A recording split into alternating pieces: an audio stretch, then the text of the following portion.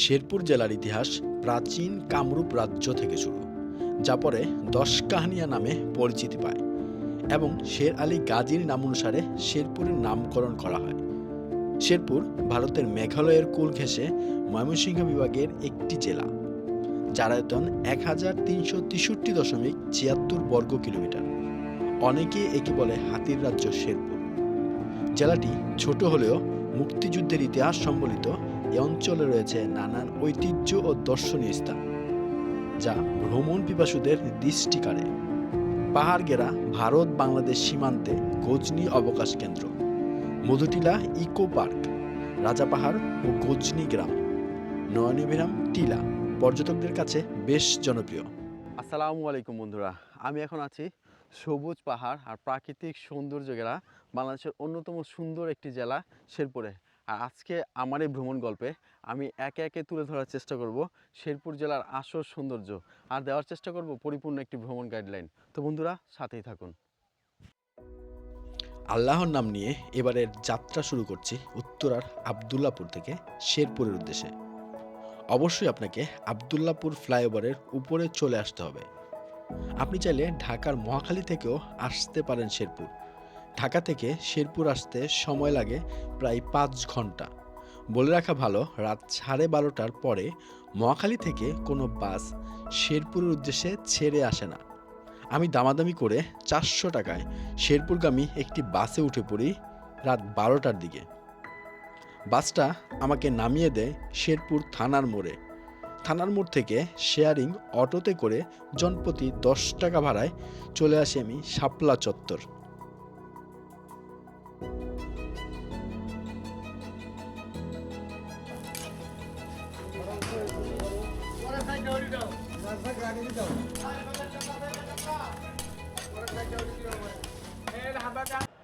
আলহামদুলিল্লাহ বন্ধুরা, আমি এখন চলে এসেছি শেরপুরের খোয়ারপাড়া শাপলা চত্বরে। আর বাসটা আমাকে নামিয়ে দিয়েছিল একেবারে ভোরে ৫টা ১৫ মিনিটে এই যে শেরপুরের যে থানা চত্বর আছে ওইখানে। আর ওইখান থেকে কিন্তু মূলত শেয়ারিং যে সিএনজি আছে ওই শেয়ারিং সিএনজিতে ১০ টাকা ভাড়ায় চলে এসেছিলাম এই খোয়ারপাড়া শাপলা চত্বরে। আর এখানে এসে আমি সকালে নাস্তা সারলাম, ফজরের নামাজ আদায় করলাম। আর এখন কিন্তু ঝিনাইগাটির দিকে, যে এখান থেকে যে লোকাল যে অটোগুলো আছে অটোতে করে চলে যাব ঝিনাইগাটিতে। আর ঠিক এই শাপলা চত্বর থেকে যদি এগিয়ে আসেন, এই পাশে কিন্তু অসংখ্য সিএনজিগুলো আপনারা দেখতে পারবেন। মূলত এই শেয়ারিং সিএনজিগুলো ৪০ টাকা ভাড়া নেবে আর প্রায় সময় লাগবে আধা ঘন্টার মতো। আপনাকে নিয়ে যাবে একেবারে ঝিনাইগাটিতে।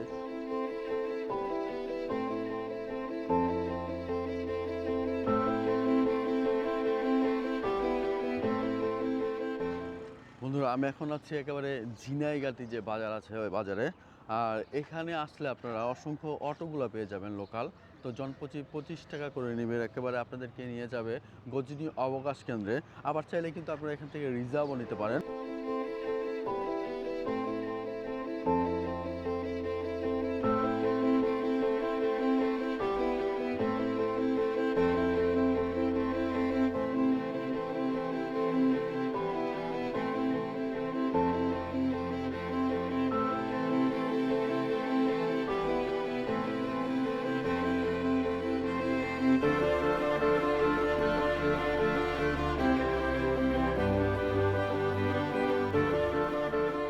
আর এটাই কিন্তু গজনী অবকাশ কেন্দ্রের যে মূল যে গেটটা, এটা দেখতে পাচ্ছেন। আর আমি এখন ভিতরে প্রবেশ করছি।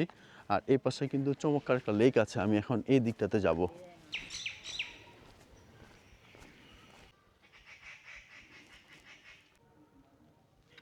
এ পাশে দেখতে পাচ্ছি মহান মুক্তিযুদ্ধ ৭১ স্মরণে একটি গেরিলা ভাস্কর্য তৈরি করা আছে।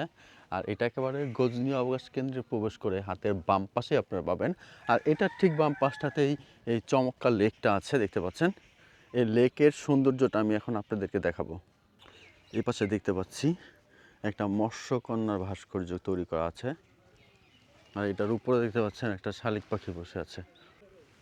বন্ধুরা, হাঁটতে হাঁটতে চলে আসছি একেবারে গজনী অবকাশ কেন্দ্রের যে লেকটা আছে আমার পেছনে দেখতে পাচ্ছেন। আর লেকটা, আর এই লেকের এই পাশেই চমৎকার একটা কিন্তু ম্যাপ তৈরি করা আছে পুরো গজনী অবকাশ কেন্দ্রের কোথায় কি আছে।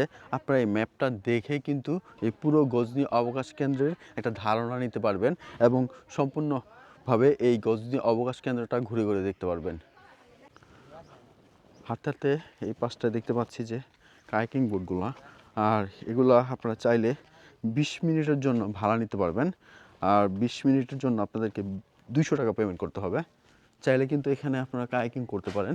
আর আমি এই পাশের পুরো সৌন্দর্যটা আপনাদেরকে ঘুরে ঘুরে দেখাচ্ছি। দেখতে পাচ্ছেন যে ভাসমান ব্রিজ, পরিদর্শনের টিকিট মূল্য 20 টাকা। তো যাই দেখি ভাসমান ব্রিজটা আপনাদেরকে আমি দেখাই। মূলত প্রবেশ করে সবার প্রথমেই কিন্তু আপনারা এই লেকটা আর এই ভাসমান ব্রিজটা দেখতে পারবেন।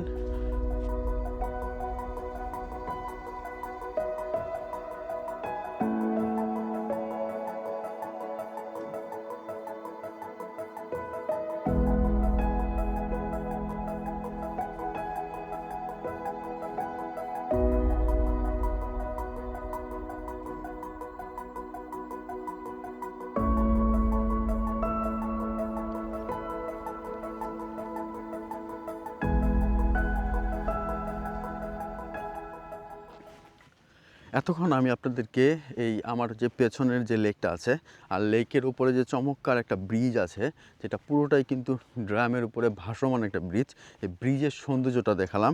আর এই পাশে দেখতে পাচ্ছেন যে অনেক পুরনো একটা গাছ কিন্তু পড়ে আছে, সেটাও কিন্তু দেখলাম, খুবই চমৎকার লাগে এটা সৌন্দর্যটা। আর এখন আমি সামনের দিকে যাচ্ছি। বন্ধুরা, হাঁটতে হাঁটতে চলে আসছি গজনী অবকাশ কেন্দ্রের সেলফি ব্রিজের পাশে। আর এ পাশে একটা মানে কি বলবো, এটাকে ঝিরিপতি বলা চলে, যেহেতু সামনে পাহাড় আছে। ওই পাহাড় থেকে যে ঝিরিটা চলে আসছে, ওই ঝিরিটা এখানে এসে একটা ব্রিজ তৈরি করেছে তারা। এই দিকটার এইদিকে একটা পথ আছে, কিন্তু এদিকে গ্রামের অসংখ্য মানুষও থাকে ওই দিকটাতে। আর এই ব্রিজটা তারা এত সুন্দরভাবে তৈরি করেছে এবং ব্রিজের নাম দিয়েছে সেলফি ব্রিজ। আর এখানে মূলত খুব সুন্দর করে সাজানো হয়েছে ব্রিজটা। এদিকে অসংখ্য ফুলের বাগান আছে।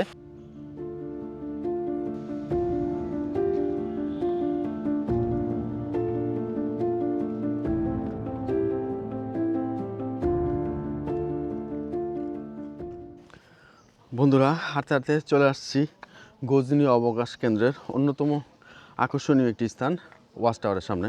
আর এই ওয়াচ টাওয়ারটা 5 তলা বিশিষ্ট একটা ওয়াচ টাওয়ার। আর এই ওয়াচ টাওয়ার থেকে আপনারা চমৎকার ভিউ দেখতে পারবেন। এই পাশটাতেই কিন্তু ভারত। আর এই ওয়াচ টাওয়ারে উঠতে হলে আপনাদেরকে 20 টাকার টিকিট কাটতে হবে। আর এখন আমি 20 টাকার টিকিট কেটে ওয়াচ টাওয়ারে একেবারে চূড়াতে উঠছি।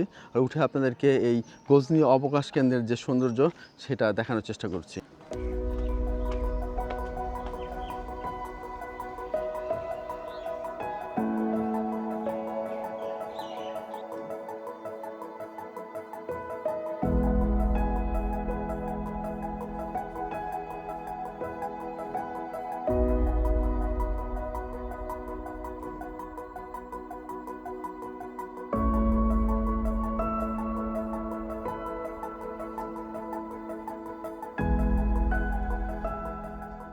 নিচে একটা কাউন্টার আছে, 20 টাকার টিকিট কেটে আপনাদেরকে উপরে উঠতে হবে। আর এখান থেকে আপনারা চমৎকার ভিউ দেখতে পারবেন, চমৎকার অসাধারণ ভিউ দেখতে পারবেন। আর এখানে অনেকগুলো কিন্তু চেয়ারের মতো তারা বানিয়ে রেখেছে। তো যখন উঠে এই 5 তলার উপরে, যেটাকে বলে একটা 6 তলাতে উঠতে হবে আপনাদেরকে, উঠে যখন ক্লান্ত হয়ে যাবেন তখন এখানে কিছুটা সময় বসে রেস্ট নিতে পারেন।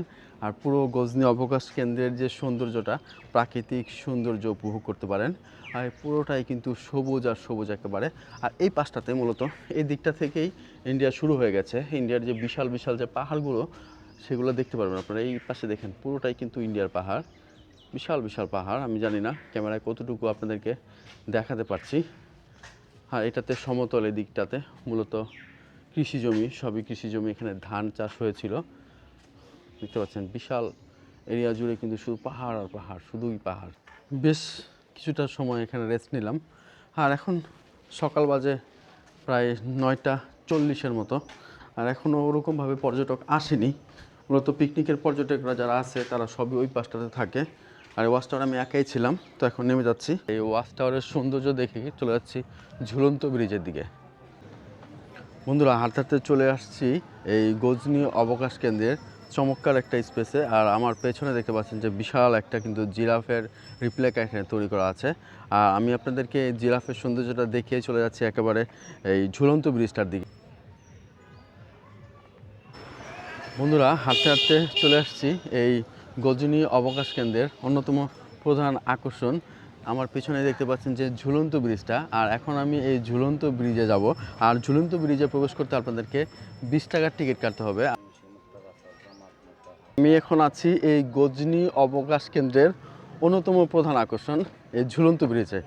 আর এই ঝুলন্ত ব্রিজ থেকে কিন্তু এই গজনী অবকাশ কেন্দ্রের চমৎকার একটা ভিউ আপনারা দেখতে পারবেন।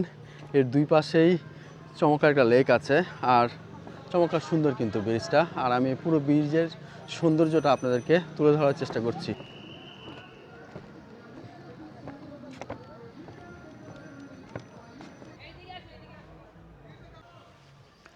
আমি এখন চলে আসছি গজনী অবকাশ কেন্দ্রের যে ঝুলন্ত ব্রিজটা, ঠিক ওই ঝুলন্ত ব্রিজটার নিচে যে একটা লেক আছে, ওই লেকটা দেখার জন্য।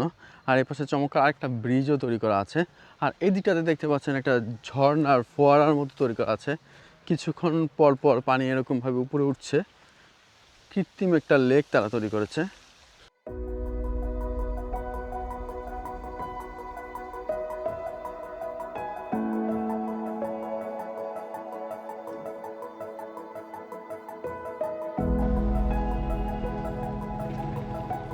ঘোড়া কত করে ভাই চলান?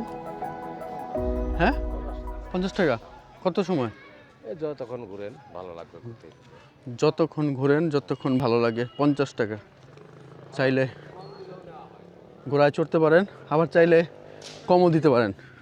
ভাই অনেক ভালো লোক, চাইলে কমও দিতে পারেন, আবার চাইলে 50 টাকাও দিতে পারেন। মোটামুটি এই দিকটাতে দেখা শেষ। তো এখন আবার এই যে ঝুলন্ত ব্রিজে উঠে গেলাম। মোটামুটি ভালোই ঝুলছে, চলতেও কষ্ট হইতেছে, সেজন্য থেমে গেলাম। তো ওই দিকটাতে যাব, ওই দিকটাতে আরও বেশ কয়েকটা রাইড আছে, সেগুলো আপনাদেরকে দেখানোর চেষ্টা করব।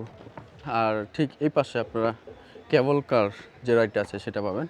এটাও কিন্তু গজনী অবকাশ কেন্দ্রের অন্যতম প্রধান আকর্ষণীয় একটা রাইড। তো চাইলে 50 টাকায় এই রাইডটা আপনারা চড়তে পারেন। এটা ওই পারে নিয়ে যাবে আপনাদেরকে, লেকের ওই পারটাতে, আবার ওই পার থেকে এই পাশে নিয়ে আসবে।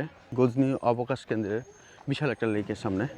আর এখানে আপনারা চাইলে কায়াকিং করতে পারবেন 20 মিনিট 200 টাকায়। তো এখানে মোটামুটি আজকে যেহেতু শুক্রবার, অনেক পর্যটক আছে, কায়াকিং করতেছে। আর লেকটা কিন্তু চমৎকার একটা লেক, দেখতে পাচ্ছেন বিশাল একটা লেক, পাহাড়ে ঘেরা লেক, দুই পাহাড়ের মাঝখানে এই লেকটা।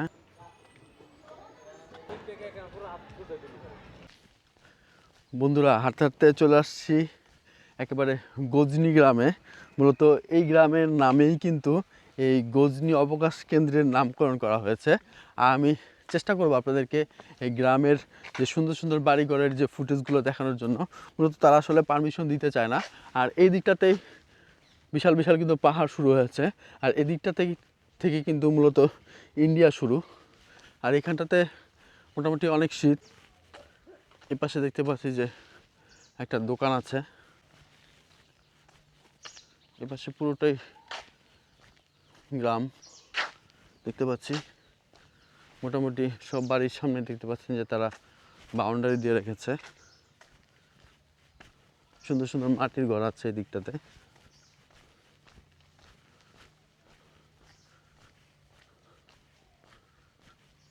বাড়িঘরগুলো খুবই সুন্দর। আর মূলত তারা এরকম বাহিরে কিন্তু খোলা আকাশের নিচে তাদের রান্নাঘরগুলো। পাহাড়ি পরিবেশ। ঠিক হাতের ডান পাশে যে পাহাড়গুলো সবই কিন্তু ইন্ডিয়ান পাহাড়। আর এই পাহাড়ের একেবারে নিচে থেকেই কিন্তু মূলত তাদের এই বসত বাড়িগুলো। আর এই গজনী গ্রামটা কিন্তু বিশাল একটা গ্রাম।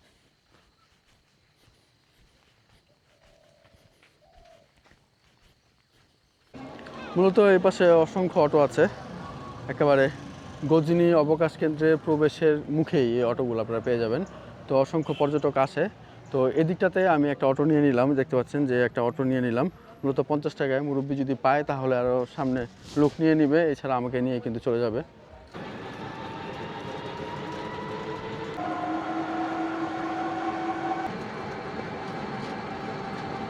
এই দিকটাতে আসছি, এটা মারুসি নদী দেখতে পাচ্ছেন। আর ওই যে দেখা যাচ্ছে বিএসএফ এর যে ক্যাম্প দেখা যাচ্ছে, এপাশে কিন্তু পাহাড় আর পাহাড়। আর মূলত এদিক থেকে যে ইন্ডিয়ান হাতিগুলা সব নামে এই নদী হয়ে এপার চলে আসে। এপাশে প্রচুর হাতি আসে। যে আমার সামনে স্থানীয় মুরব্বী আছে, তো ওনার কাছে আসলে জিজ্ঞেস করার তো ওইটা তো ইন্ডিয়া না, জি ওইটা ওই যে বিএসএফ এর ক্যাম্প দেখা যায় না? বিএস ক্যাম্প ইন্ডিয়ান, ও, ওই আচ্ছা, আচ্ছা। ইন্ডিয়ার ওই বিএস ক্যাম্পের নিচেই হলো বাংলাদেশ। ও আচ্ছা, আপনাদের এখানে তো হাতি টাতি নামে না? নামে কিরকম নামে? ওর বাবার 100-150 অনেক হাতি নামে, ও বিশাল বিশাল সাইজের না? বিশাল সাইজের বাচ্চা বুচ্চা সবই আছে। তো এখন এই যে ধান কাটার তো সিজন শেষ প্রায়, হাতি নাম ছিল নাকি এবার? না এবারই নামে নাই, ওই আরো সামনে নামছিল, ওই মধুটিলার ওই দিকে নামছিল। মধুটিলা যেখানে যাইতেছি আমরা, হ্যাঁ। মধুটিলা ইকো পার্ক, ওখানে নাম ছিল না? বন্ধুরা, চলে এসেছি মধুটিলা ইকো পার্কের সামনে। আর এখানে প্রবেশ করতে হলে আপনাদেরকে 50 টাকা টিকিট কাটতে হবে। আর আমি অলরেডি একটা 50 টাকার টিকিট নিয়ে নিয়েছি।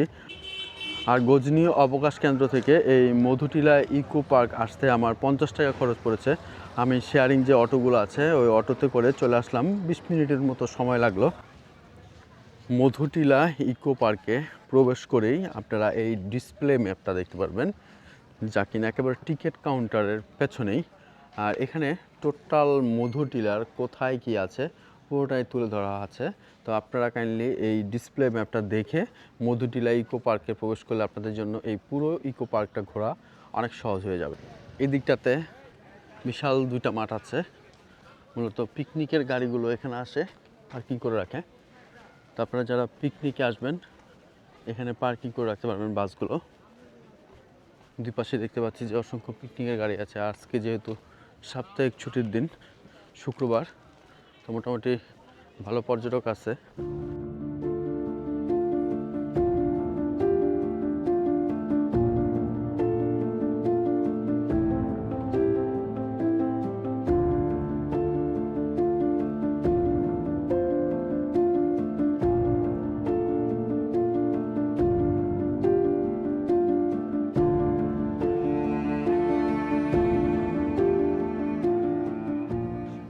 আমার পিছনে দেখতে পাচ্ছেন লেখা আছে, বন কেটে আমাদের আবাস ভেঙে দিও না।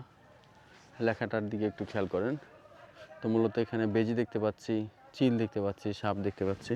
মূলত বনের গাছ যেভাবে নিধন চলতেছে, যেভাবে আমরা গাছ কেটে ফেলতেছি, তো সেজন্য কিন্তু আসলে গাছে যে সমস্ত পশু পাখি থাকে তাদের কিন্তু আবাসস্থল নষ্ট হয়ে যাচ্ছে। তো সেজন্যই মূলত এটা তৈরি করে এখানে রাখা হয়েছে।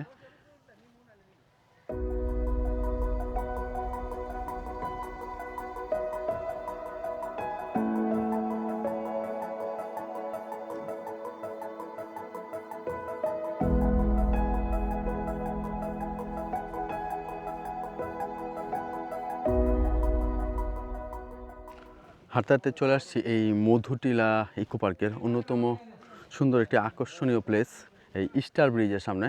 আপনারা যারা এই মধুটিলা ইকো পার্কে আসবেন এই স্টার ব্রিজের সৌন্দর্যটা দেখে যেতে পারেন। আর এই স্টার ব্রিজটা মূলত এই পাশে একটা লেক আছে, এই পুরোটা একটা লেক, এই পাশ থেকে লেকটা ওদিকে চলে গেছে।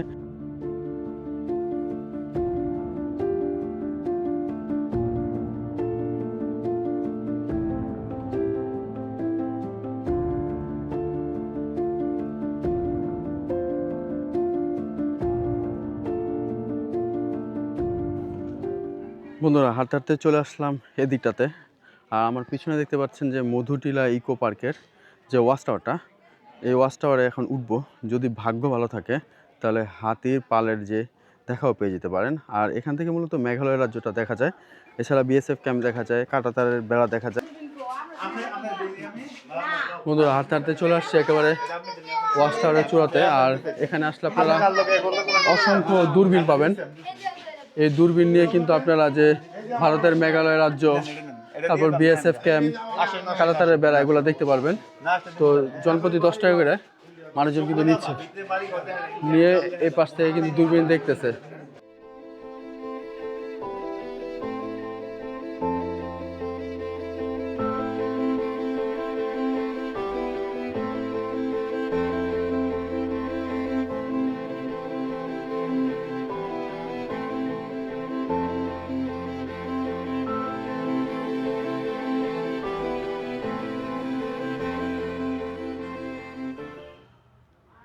তো একটু কথা বলি। তো মুরব্বী, আপনাদের এই যে শেরপুরের এই অঞ্চলটাকে মূলত বলা হয় যে হাতিদের অঞ্চল। তো হাতিরা উপদ্রব করে। তো এখন তো এই যে ধান কাটতেছে দেখা যায়, তো এই সিজনে হাতির উপদ্রব কেমন ছিল? হাতি এবার কমে আইছে মানে আইছে বেশি বাঁকা নাই 5-6টা আইছে পার্কের ভিতরে মানে পলাই টলাই আছে কোনটা এই যে মধুটিলা ইকো পার্কের ভিতরে না? পার্কের ভিতরে পলাই টলাই আছে মনে করেন কেউ দেখা দিলে দেখা যা আর না তেবে দেখা যাবে এমনি পার্কে ডিস্টার্ব করে না? না জুত করে থাকে ও আচ্ছা আচ্ছা, আর রাত হলে আর কি একটু বাইরে যে বাড়ি করে হামলা দিবার চায় ওই সময় খেদাই দেয় জায়গা জায়গা না? তো এবারে ওরকম পাল আসে নাই না? না না না কমাইছে। বন্ধুরা, এতক্ষণ আমি আমার এই ভিডিওতে এই শেরপুরের বেশ কয়েকটা জনপ্রিয় পর্যটন স্পট ঘুরে দেখালাম আর দেওয়ার চেষ্টা করলাম পরিপূর্ণ একটি ভ্রমণ গাইডলাইন। আমার এই ভিডিওটি যদি আপনাদের ভালো লেগে থাকে অবশ্যই আমার চ্যানেলটি সাবস্ক্রাইব করবেন। ইনশাআল্লাহ দেখা হচ্ছে নতুন কোনো ভ্রমণ গল্পে। ভালো থাকবেন, আল্লাহ হাফেজ। বন্ধুরা, মধুটিলা ইকো পার্ক থেকে একেবারে বের হলেই কিন্তু আপনারা অসংখ্য ব্যাটারি চালিত এই গাড়ি সিএনজিগুলো পাবেন বা অটোগুলো পাবেন। তো আমি মূলত একটা অটো নিয়ে নিলাম, 20 টাকা ভাড়ায় চলে যাচ্ছি নন্নিতে। আর নন্নি যাওয়ার পরে কিন্তু আপনারা সিএনজি পাবেন, যেটা জনপ্রতি শেয়ারিং সিএনজি, জনপ্রতি 50 টাকা ভাড়া নেবে, আপনাদেরকে একেবারে শেরপুর নিয়ে যাবে। আর শেরপুর থেকে কিন্তু আপনারা অসংখ্য ঢাকা যাওয়ার গাড়ি পেয়ে যাবেন। তো আমি এইভাবেই চলে যাচ্ছি ঢাকা।